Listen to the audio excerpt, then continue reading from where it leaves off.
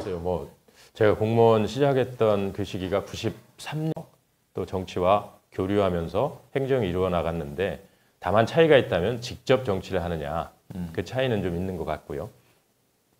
그 공직생활 하면서 사실은 지역의 발전을 위해서 공무원으로서 하는 일. 근데 이제 실제로 국책 사업이라든가 여러 가지 국비 예산을 확보한다든가 이런 거를 보면은 그게 이제 공무원의 노력만 갖고 되는 부분이 또 아닌 부분이 있어요.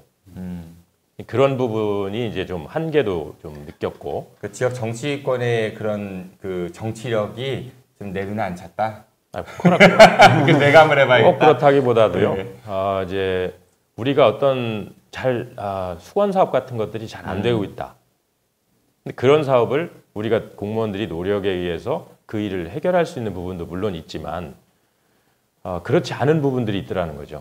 예를 들어서 그 당시에 이제 2000년도 2000년대 후반 정도에 있을 때 그때 국책 사업들이 연이어 잘 안 되는 경우가 있었습니다.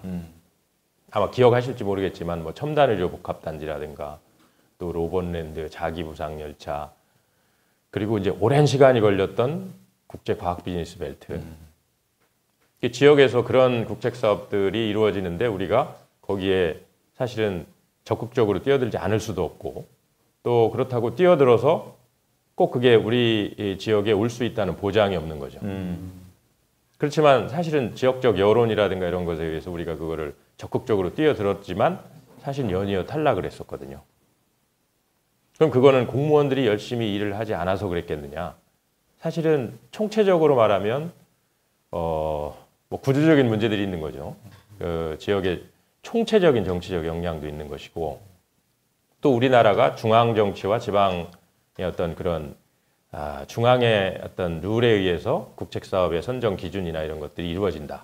그런 측면에서 한계가 있더라. 그러니까 아까 그런 측면이 궁금한 있습니다. 건 오랫동안 우리 시에서 이제 공직생활 하셨으니까 첫 번째 좀 궁금한 건 그 사실 우리 시 공무원들에 대한 아쉬움들이 시민들 입장에서는 뭐 계속 나올 수밖에 없는 상황이고 그 역량에 대한 의문들도 있거든요.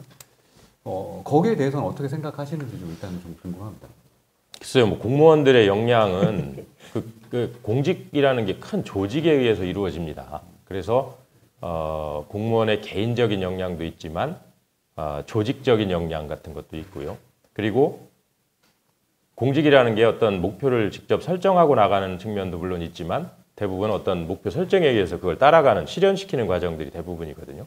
그러다 보니까 실제로 우리 공직에서 성과를 내고 하는 부분들이 사실은 여러 가지 요인의 복합체다. 그래서 그걸 뭐 공직의 어떤 그 개인적, 그러니까 공무원 개별적인 역량이라든가 뭐 이런 것에 의해서 결정되는 부분은 좀 아니지 않는가 그런 생각도 좀 들고요.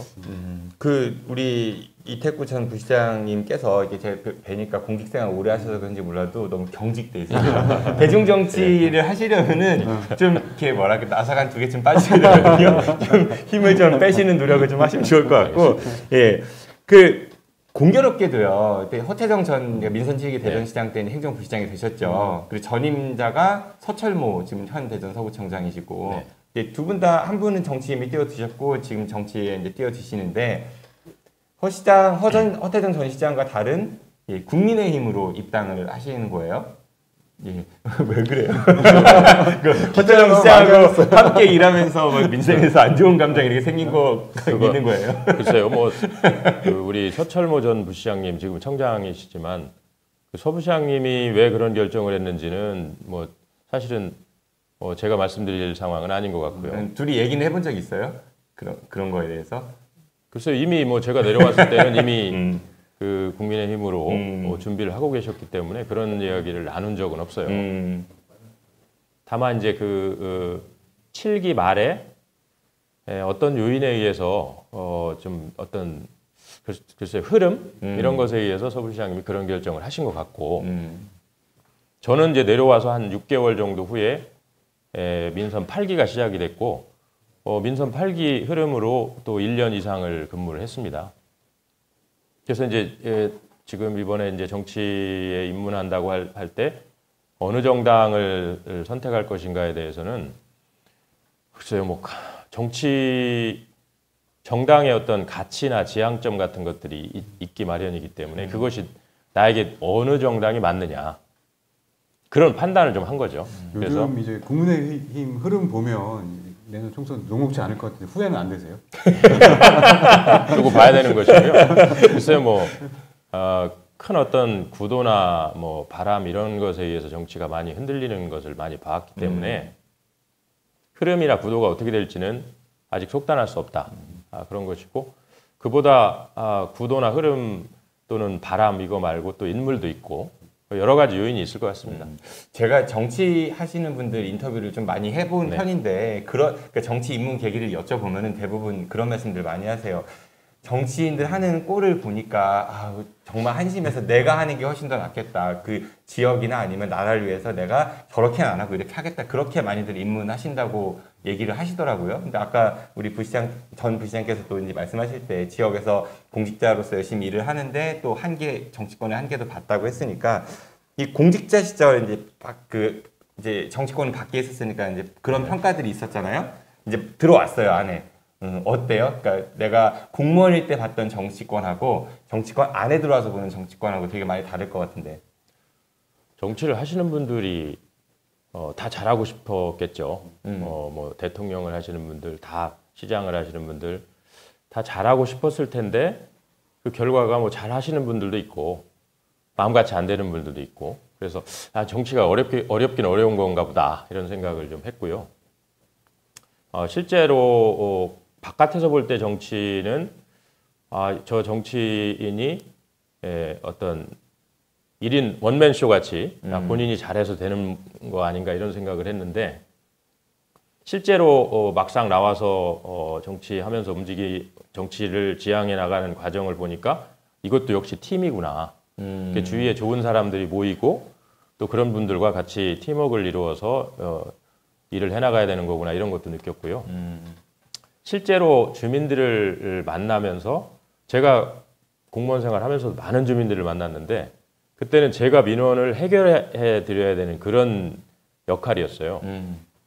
근데 최근에 이제 만나보면은 제가 이제 부탁을 드리고 저를 또 알리고 PR하고 이렇게 좀 지지를 부탁드리는 입장이 바뀐 부분을 좀 실감하게 되는 아쉬운 소리 듣다가 아쉬운 소리 하는 입장도 그런 부분도 있고 그리고 이제 제가 만났던 그 분들이 극히 제한적인 분들이구나. 그러니까 지역에서 어떤 역할을 좀 크게 했던 분들이라든가 이런 주도층 이런 분들을 많이 만났었고 실제 우리 일반 주민들 이런 분들을 만날 기회가 예전보다 훨씬 더 지금 많아졌습니다. 그래서 그런 분들의 이야기 말씀을 듣는 것도 굉장히 재미도 있고 많은 것을 느끼게 하더라고요.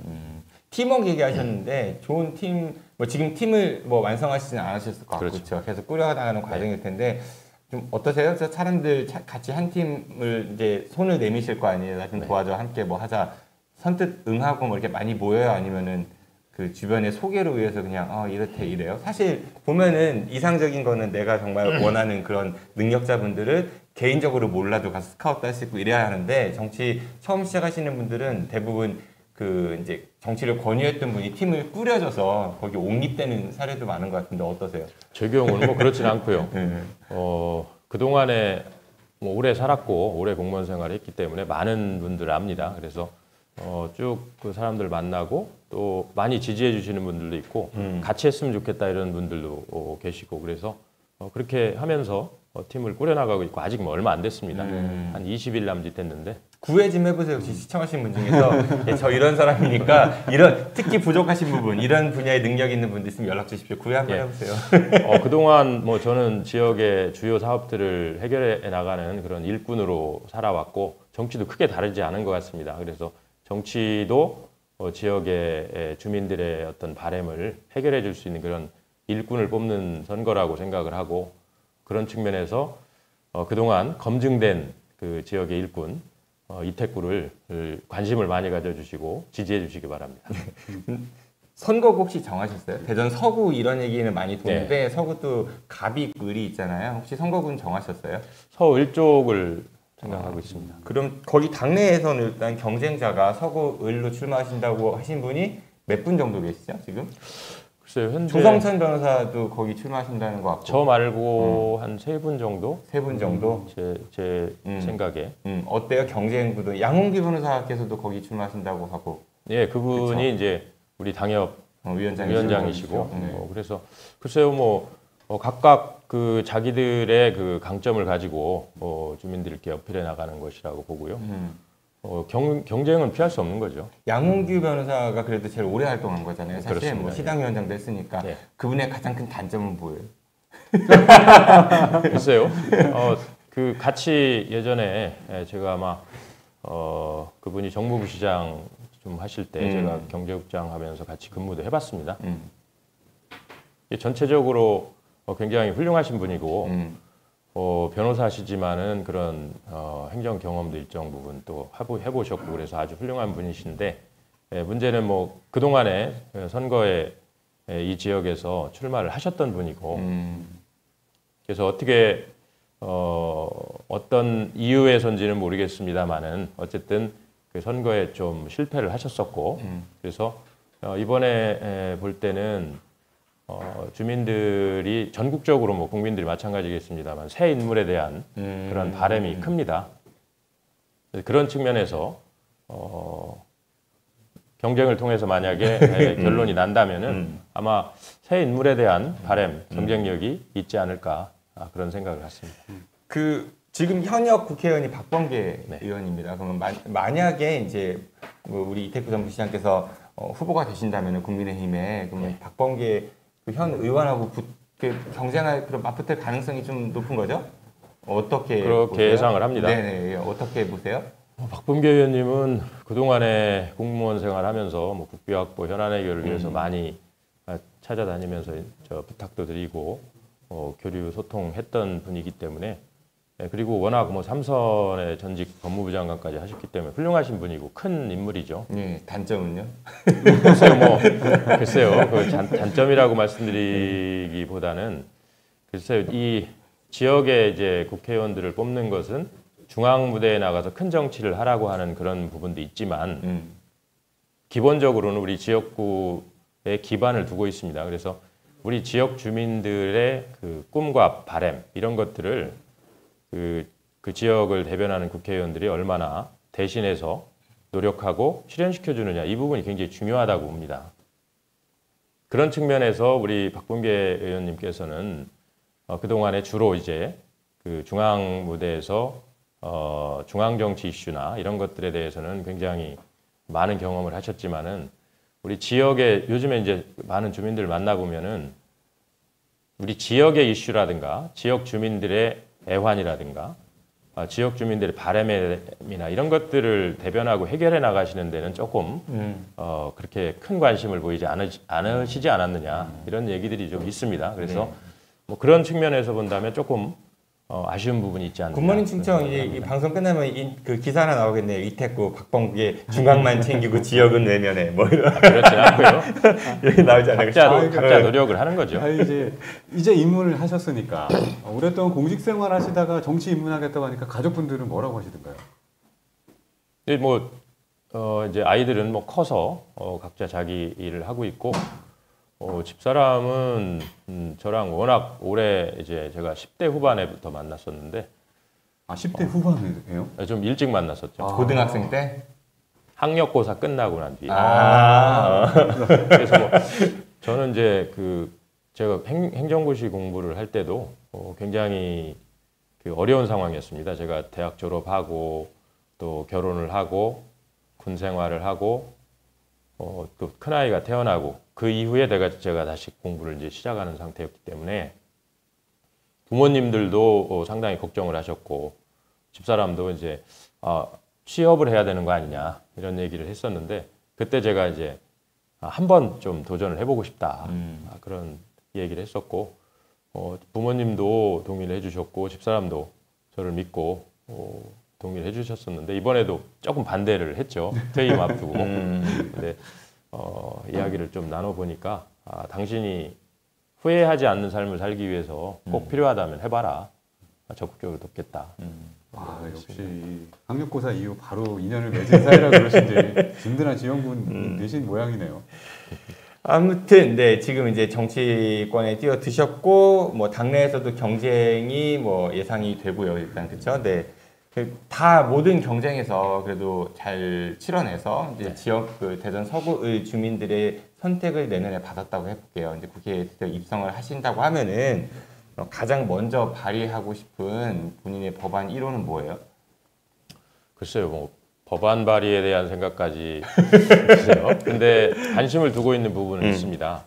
우선 이쪽 서구가 제가 공무원 생활 시작하던 93년도 그때 엑스포에 와서 수습을 하고 있었는데 그때 이 둔산 신도시가 막 만들어졌었어요. 그 당시에 저는 이제 중구 쪽에 오래 살고 있었고 서구 가장동에 또 살고 있었는데 이 둔산 신도시를 보니까 너무 좋은 그런 신도시가 만들어진 거죠.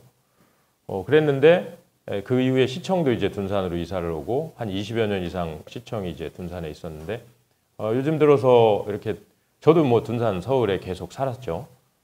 그러면서 삶의 이 환경이나 이런 게 많이 바뀌었고 상당히 노후가 진행이 되고 있고 공동주택뿐 아니라 그 원투룸이 집적돼 있는 이런 지역들 이런 지역들이 상당히 그 정체를 넘어서 좀 침체로 갈 수도 있겠구나 이런 생각도 좀 해봤고 그래서 현재 그 일기 신도시 때 만들어진 신도시들이 한 전국적으로 꽤 있습니다. 주로 수도권에 있는데 비수도권 쪽에서는 우리 둔산 신도시가 굉장히 대표적인 신도시인데 이게 굉장히 노후됐고 그래서 현재 법안이 한 13개 정도의 노후계획도시 특별법안이 발의돼서 국토위에 상정이 돼 있습니다.